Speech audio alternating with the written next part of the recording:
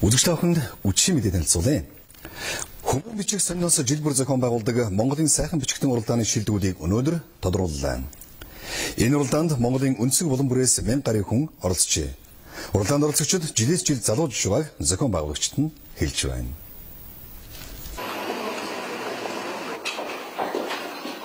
Монгол үчгээрээ уншиж бичиж сурах нь монгол хүн бүрийн бахархлаа. Тиймээс босоо үчгээ цааш нь уламжлуулахад хүн бүрийн оролцоо чухал байгааг уралдаанд оролцогчид хэлж байлаа. Тэд монгол үчгээр хэрхэн цэвэр сайхан бичиж болдгийг харуулахаас гадна монгол үчиг нь уран зураг гэдгийг үзүүлэхийг зоржээ. Нөгөө хавтаа гадсан хийгээд үтсээ тэгээд эдээс өдөр нэг яг алдлгүй цэвэр үчээ тэгээд торгонд даваагаар ороогоо тэгээд эсээч жуулсан байгаа Чингис хаан бүх шашинтнууд 50 зэгцүүлж хуульчсан гэдэг тухай эсэнд болохоор Чингис хаан одоо шашныг их дээдэлтэйгүй байсан тийм дайлж түрмэглгүй шашинтнууд бус улс орны гэсэн шашныг хүндэлдэг байсан талаар тусгаж өгсөн. Тийм Монгол бичиг бол угаасаа их сайхан тэнгэрлэг бичиг гэж үздэг шүү дээ. Дэлхийд ганцхан босоо очдөг. Дээрээс доошо хур буулгаж бичдэг их сайхан бичиг нэг дэлхийн татах хүчний дагуу бичдэг учраас ихөөр бас хурдан бичигддэг тийм их онцлог бичиг байгаа. Энэ бичиг бол морин дээр тавхиж явж байхдаа бичдэг хурдан бичиж болдог энэ сайн хүний яриага зэрэг бичдэг энэ сайхан хурдан бичиг байгаа. Энэ уралдаан нь олон хүнийг монгол бичиг сурах сонирхолтой болгож өв соёлыг авч үлдэхэд хувь нэмрээ оруулж байгааг Монгол улсын ерөнхий сайд онцолж байсан юм. Ийм бичиг энийгээр үлдсэн маш их өв соёл гэдэгт байгаа юм аа. Тийм учраас энийг одоо өөрийн болгоход бол энэ өнөөдрийн арга хэмжээ, энэ өнөөдрийн төрүүлээд байгаа энэ шалгараад байгаа хүмүүс үнэхээр үлгэр дуурайл болж байгаа шүү. Хаангаараа бахархаж байна. Монгол үчийг бидний өвгдөөд сонгож авч байсан ихээхэн учиртай гэдгийг хэл бичгийн судлаачид хэлж байна. Энэ үчгээр хамгийн хурдан бичгээс гадна дүрслэн бичдгээр бус бичгээс илүү онцлогтой байна.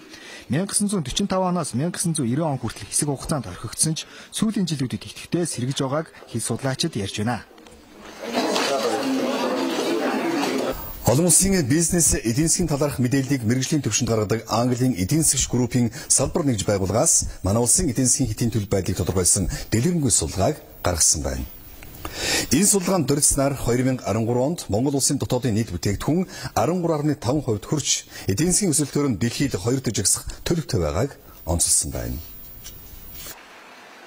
Судалгаанд дурдгдсанаараа Хятад улсын эрэлт хэрэгцээ Монгол улсын гадаадын шууд хөрөнгө оруулалтын хэмжээг ихсгэж байгаа.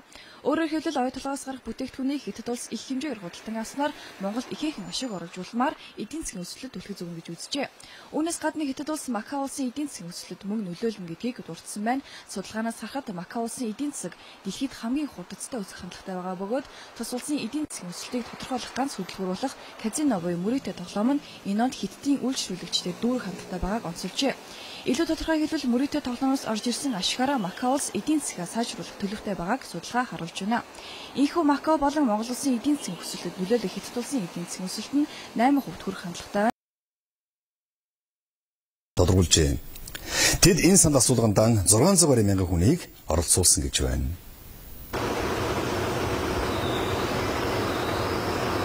Олон нийтийн санал асуулаар тодорсон 60 байгууллага энэ онд нийгмийн харилцаагийнхаа хүрээнд боловсрол шинжлэх ухааны яам, Монголын сурагчдын холбоотой хамтран өсвөрийн шилдэг 333 сурагчийн сургалтыг зохион байгуулахар болсон байна.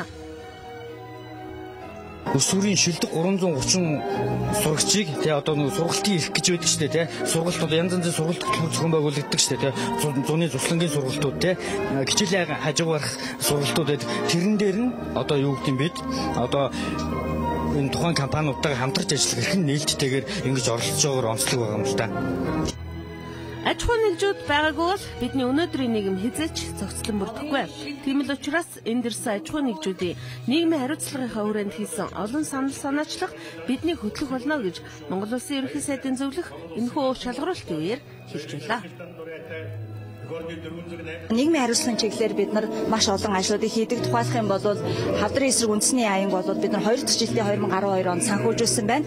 За ингээд бидний одоо ажил хөдөлмөрийг бол олон нийт бас тодорхой хэмжээгээр үнэлж байгаа нь харагдаж байна. За нийгмийн хариуцлагын хүрээнд бид 2012 оныг эко орчинд эрүүл амьдрах цай гэсэн урьяндор багц төсөл боловсруулж хэрэгжүүлсэн. Танад мод тари төрийн бас байгууллагатай хамтраад одоо харилцагч харилцагчдынхаа гэрт нь тий хашаанд нь мод зүйлэг тайрах гэх мэтлэн амьдрах орчныг сайжруулахад нь зориулж бас санхүүжилт өгчээсэн.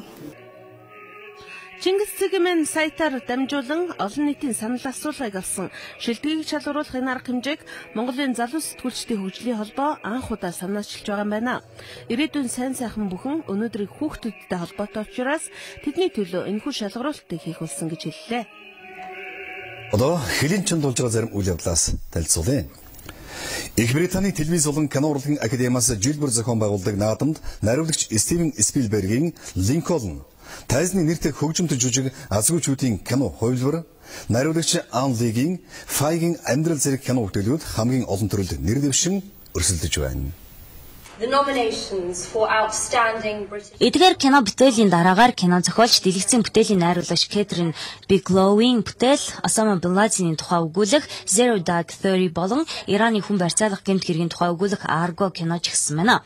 Линкольн кинол гэхэд жүжигчин Daniel Day-Lewis-ийг шилдэг эрэгтэй жүжигчин, туслах төрийн жүжигчин Tommy Lee Jones-ийг шилдэг туслах эрэгтэй жүжигчний шагналд нэрийг нь төвшүүлээд байна.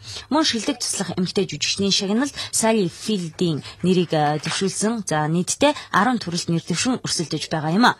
Les Miserables буюу азгүйчүүд Pie-ийн амьдрал зэрэг кинонд тус 9 төрөлд нэр дэвшиж байна. Шилдэг найруулагчийн төрөлд найруулагч Ann Lee Pie-ийн амьдрал киногоороо, Catherine Bigelow Zero Dark Thirty бүтээлээрээ, найруулагч Ben Affleck Argo киногоороо, Quentin Tarantino Django Unchained киногоороо тус өрсөлдөхөөр нэрээ дэвшүүлээд байна. Мөн Оскарын шагналд найруулагч Michael Haneke энэ удаад Amour киногоороо BAFTA-д өрсөлдөж байгаа юм байна. Thank you. Белорусын Речев тусганы оршин суугчид гудамж талбайд Каяди наадмын тэмдэглэлээ. За Каяди наадам нь өвлийн эд хөтөн үед тэмдэглэгддэг шашингүй үзэлтнүүдийн баяр юм а. Ёслолын үеэр нутгийн зон олон цыган үндэсний хувцс болон амьдцын багаар гойж дуулж бүжгэлдэг байна. За энэ үедээ бие биедээ ерөөлийн үг хэлж хоол мөнгө болон сархтыг өөр хоорондоо солилцдог уламжлалтай юм байна. Нэг сарын дараагаар Бразилийн Рио де Жанейро хотод болох алдарт багт наадмын бэлтгэлийг базааж эхэллээ. Багт наадмын хувцс үйлдвэрлэгч Кандал компани жилд 200 мянган баг худалдаалдаг байна. За энэ жилийн хувьд хөл бөмбөгч Неймар, Бразилийн дээд шүүхийн анхны өнгөт арьстан ерөнхий шүүгч Жаким Барбоза нарын зэрэг олонний танил нэрт хүмүүсийн нүүр царайг дуурайлгасан багийн худалдаа нэлээд эрэлттэй багт тооцогдож байгаа юм а. Энэ сарын 6-ны өдөр Хятадын Шанхай хотын Пудong дүүрэгт орших үзэсгэлэнгийн загсалбарт 100 нийтэртэй осолдож живсэн Титаник хөлгөөс олдсон 300 гаруй эд зүйлсийн үзэсгэлэн нэгсэн байна. Судлаачид нийтдээ 8 удаа шумбалт хийж 50000 гаруй урлагийн бүтээлийг татан гаргаснаас дээжлэн энэ үзэсгэлэн гаргасан байна. Шаазан эдлээс эхлээд өмд эдэл зорчигчдын өөр хоорондоо тоглож зугаацдаг байсан хүзэр зэргээс гадна энэ үзэсгэлэнд жочилсан иргэд Титаник хөлгийн шат за 1 болон 3 дугаар ангиллын өрөөний бүтэц хувилбарыг эндээс харж болохоор байгаа юм а. Энэ үзэсгэлэн Австрали, Тайланд, Сингапур зэрэг улсад зохион байгуулагдаж нийтдээ 25 сая иргэн үзэж сонирхсан үзүүлэлттэй байна. За энэ удаа Шанхай хотод нэгдсэн үзэсгэлэн нь эх 4-р сарын 30-ны хүртэл үзэгч олонд нээлттэй байх юм а. Японы Хёго цэцэглэгааны нэгжийн Нишиномия сумд 4500 гаруй оршин суугчид хуран цугларч энэ оны хамгийн азтай одтой залууг шалгаруулах тэмцээнд оролцсон байна.